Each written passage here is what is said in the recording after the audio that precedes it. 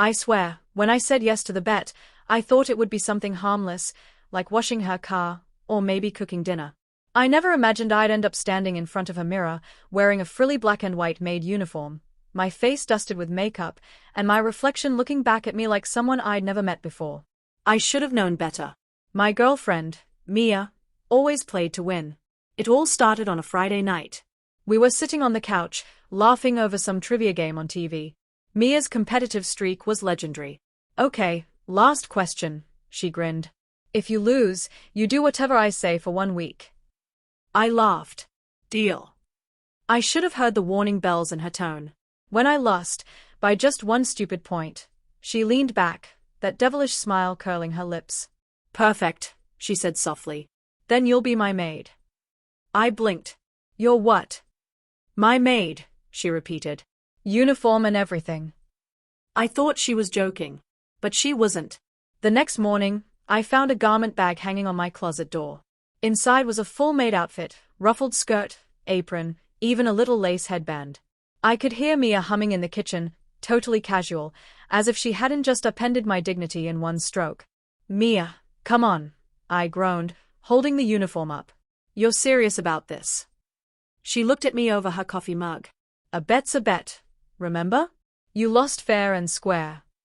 I tried to protest, but she just smiled sweetly and said, You can back out, of course, if you admit you're a sore loser. She knew exactly how to corner me. I hated losing more than anything. So, an hour later, I stood in her bedroom, heart racing, pulling the soft black fabric over my shoulders. The skirt was shorter than I expected, brushing just above my knees. The apron tied neatly around my waist, cinching me in.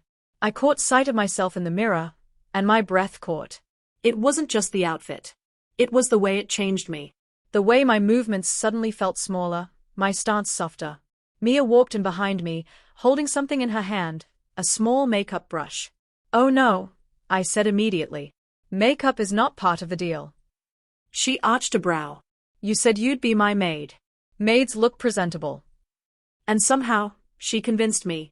The first stroke of foundation felt strange against my skin. The mascara tickled. The lipstick, a soft pink, made me look like someone else entirely. Mia's grin widened as she studied her handiwork.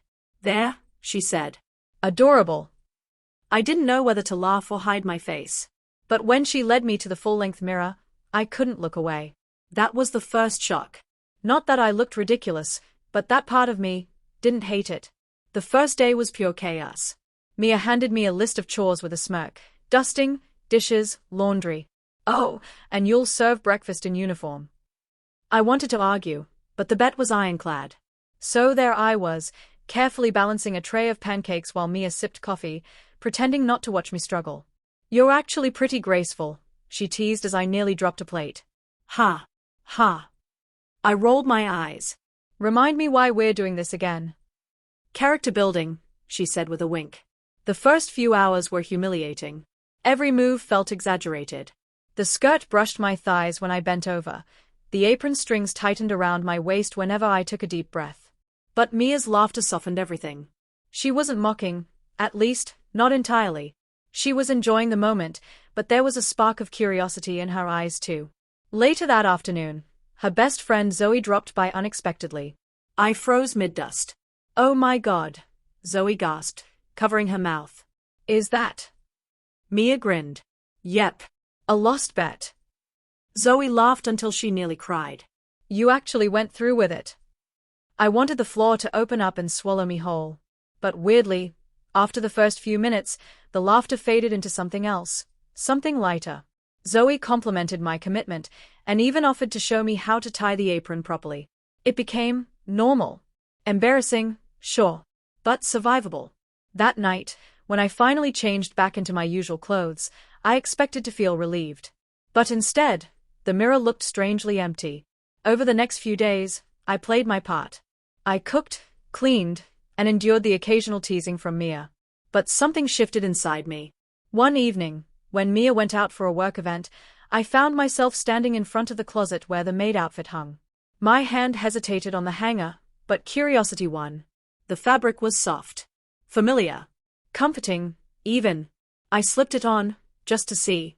Then, On impulse, I added a touch of the same makeup Mia had used, the pink lipstick, the subtle blush. The mirror reflected someone I didn't entirely recognize, but wanted to. I turned, testing how the skirt moved, how it swayed. I wasn't thinking about humiliation anymore. It was intriguing, calming, even. I didn't feel like I was pretending. I felt like I was exploring. When Mia came home earlier than expected, I nearly jumped out of my skin. But instead of laughing, she just leaned on the doorway and said softly, "Practicing without me now?" I froze. It's not what it looks like. She smiled gently. "Hey, relax. You don't have to explain." Her tone wasn't teasing this time. It was understanding. That moment changed everything. The air between us felt different, softer, more open. The next day, she asked if I wanted to try something else. Not as a joke, she clarified. Just for fun. And so, we did. We experimented. She taught me how to walk more gracefully, how to carry myself with poise. We laughed when I tripped over my own feet. But underneath it all, I felt something new, confidence. I wasn't becoming someone else. I was discovering another side of me. By midweek, I wasn't just following the bet anymore. I was enjoying the experience. Mia noticed too. She started giving me little challenges, like running a quick errand in town while still dressed. At first, I panicked. No way. People will stare. Maybe, she said with a grin. Or maybe they'll just see someone being themselves. I hesitated, but eventually, curiosity pushed me out the door. It was terrifying at first, the sound of my shoes clicking on the pavement, the occasional glance from strangers. But as I walked, something incredible happened. No one seemed to care. A few people smiled politely. One older lady even said, "Cute outfit, dear." For the first time all week, I smiled without feeling self-conscious. When I came back, Mia greeted me with applause. "Look at you, brave and all." It was actually not that bad, I admitted. After that, things felt easier. I cooked dinner still in uniform, humming to myself. I helped Mia reorganize her vanity and found myself offering opinions on lipstick shades. We laughed at how natural it all felt. Then came the night that changed everything. We went out together, me still in character, her arm linked through mine. It wasn't romantic in a teasing way anymore. It was genuine. We talked, laughed, shared stories. And at one point, Mia said quietly, "You know, I kind of like this version of you. Not because of the clothes, but because you seem free." That word stayed with me. Free. I realized that maybe this whole bet wasn't about humiliation at all. Maybe Mia saw something in me I hadn't been ready to see myself. But of course, not everyone understood. On the 6th day, my friend Mark dropped by unexpectedly. He barged in before I could change out of the maid outfit. The look on his face said it all. "Dude, what the hell?" My heart stopped. I tried to explain, stumbling over words. It's just a bet, man, nothing serious." He frowned. "You look ridiculous. You actually went along with this." I felt the sting of his tone. But before I could respond, Mia stepped forward. "It was a bet at first," she said firmly, "but it turned into something more. And there's nothing wrong with that." Mark stared, confused. "More? Like what?" I took a deep breath. My pulse was racing, but for once, I didn't feel ashamed. "Like learning not to care so much about what people think," I said quietly. "And realizing maybe I'm allowed to feel comfortable in my own skin, no matter what I'm wearing." Mark looked between us, clearly unsure what to say. Finally, he just muttered, "You do you, man," and left. The door closed, and silence filled the room. I turned to Mia, my voice trembling. Maybe he's right. Maybe this is weird. She took my hands. "It's only weird if you think it is. I think it's brave." Something in her voice anchored me. All the laughter, the teasing, the confusion, it all led to this moment of raw truth. I realized I didn't want to hide anymore. Not from Mia, not from myself. The final day of the bet came faster than I expected. When I woke up, the uniform hung neatly on the chair beside the bed, waiting for me. But this time, I didn't hesitate. I dressed slowly, deliberately. The outfit wasn't a punishment anymore, it was a reminder of everything I'd learned, everything I'd faced. Mia was waiting in the kitchen, smiling softly. Well, she said, this is it. Your week's up. I looked at her, then down at myself. Do I have to stop? Her eyes softened. You don't have to do anything. Something in me settled. I wasn't embarrassed anymore. I wasn't afraid. I poured us both coffee, still wearing the uniform, and we talked like we always did, about work, plans, weekend trips. Except now, I felt lighter. Honest. Later that day, I stood in front of the mirror one last time. The reflection didn't scare me anymore. It felt familiar. Whole. I realized that the bet wasn't about losing at all. It was about finding something unexpected, confidence, humility, freedom. Mia walked up behind me, wrapping her arms around my waist. So, she murmured, what did you learn from all this? I smiled at our reflection. That sometimes, you have to lose a bet to win yourself. She laughed softly. That's actually beautiful.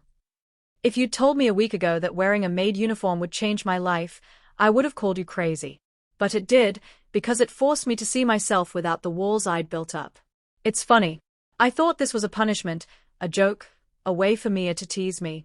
But it turned out to be something much more powerful, a lesson in self-acceptance.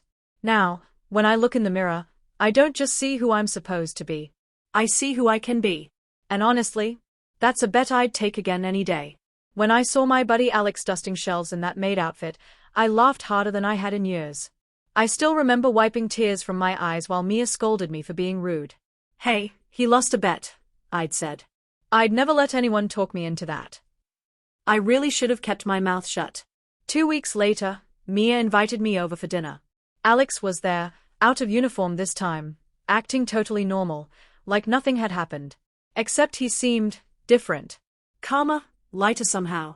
We were halfway through pasta when Mia smirked. So, Mark, still think you'd never survive one of my bets? I raised an eyebrow. Depends on the stakes. Same rule, she said. You lose, you do what I say for a week. Deal? Alex looked at me, eyes gleaming with that don't do it warning. But my pride spoke first. You're on. 1 trivia game and 3 wrong answers later, I'd lost. Mia folded her arms, pretending to think. Let's see, maybe you'll be my assistant for a week. Helping with everything, errands, events, cleaning.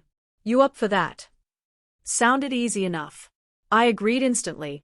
Only when she added, you'll do it my way, clothes included, did I realize what she meant. The next morning, she handed me a neatly folded pile, black slacks, a fitted shirt, apron, gloves. This is your uniform, she said cheerfully. Professional, not silly. You're representing me at the charity fair today. I exhaled in relief, at least it wasn't a skirt. But once I put everything on, I noticed how tailored it was, how she'd somehow picked a size that made me stand straighter, look sharper. It wasn't embarrassing, just exposing. Every crease, every posture mistake showed. At the fair, Mia put me in charge of the welcome booth. Smile, be polite, stay patient, she coached. Simple, right? Except the first hour of dealing with complaints and pushy people tested every ounce of patience I had. At one point a little girl spilled lemonade all over the table. I started to snap, but Mia's glance stopped me. Take a breath, she whispered. You can choose frustration or grace. So I smiled instead, grabbed napkins, cleaned up, and the girl beamed like I'd saved the world. That smile stuck with me longer than the sticky lemonade. The next morning, Mia handed me a new list. We're visiting the community center. You'll help with costume fittings for their play. Costume fittings.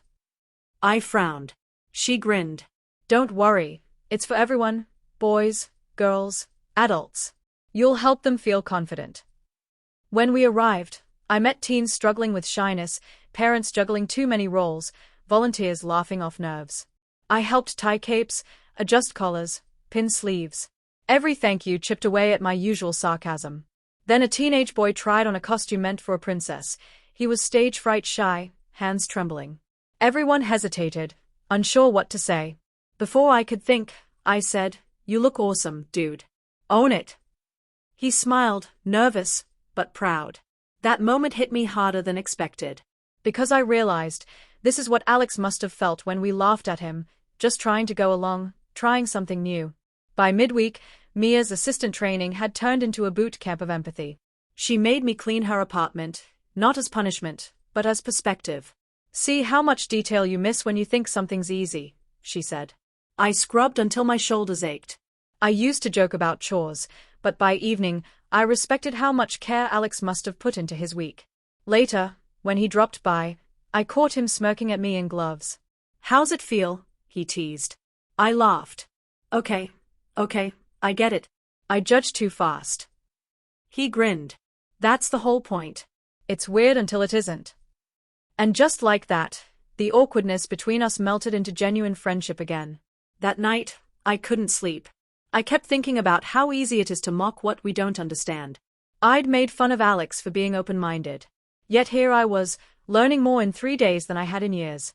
The next morning, Mia caught me staring at myself in the mirror, lost in thought. You look thoughtful, she said. I'm realizing I've spent most of my life acting confident to avoid feeling uncomfortable. She smiled softly. Then this week's working. Friday came with a twist. Mia announced, charity gala tonight. You'll be my event coordinator. Suit, tie, charm, your final test. I'd never been responsible for anything that formal. I spent hours preparing, greeting guests, solving problems quietly, listening instead of talking. For once, people described me as gracious. When the night ended, Mia clinked her glass to mine. Proud of you, she said. You didn't need a costume or a bet to learn. It just opened a door. And she was right. The week had humbled me in ways I didn't expect. The next morning, I visited Alex. He opened the door, surprised. I owe you an apology, I said. I laughed when you were just trying to honor a bet. Turns out, I had a lot to learn too. He chuckled. Let me guess, Mia broke you in. Completely, I admitted. But in a good way. We ended up talking for hours about perspective, identity, and how judgment hides fear. It felt like the first real conversation we'd ever had as adults. On the last day, Mia said, You're free from the bet. But I stayed anyway, helping her finish chores, chatting like friends. She tilted her head. So, what did you actually learn? I thought for a moment. That pride's heavier than an apron, I said. And empathy feels better than winning. She laughed. I'm stealing that line. Weeks later, I saw Alex again, this time volunteering at the same community center. Kids adored him. He waved me over. They need another helper for costume fittings. You in? I hesitated, then smiled. Why not? I owe the universe a few favors. As I knelt to help a shy kid lace up a cape, I realized how much had changed. Not my clothes, not my image, just my heart. All because of one silly bet. If you'd told me that losing a bet to my friend's girlfriend would make me rethink everything about kindness, patience, and judgment, I'd have laughed you out of the room. Now, I know better. Sometimes life's biggest lessons come disguised as harmless dares. And sometimes, losing a bet isn't really losing, it's the start of becoming someone better.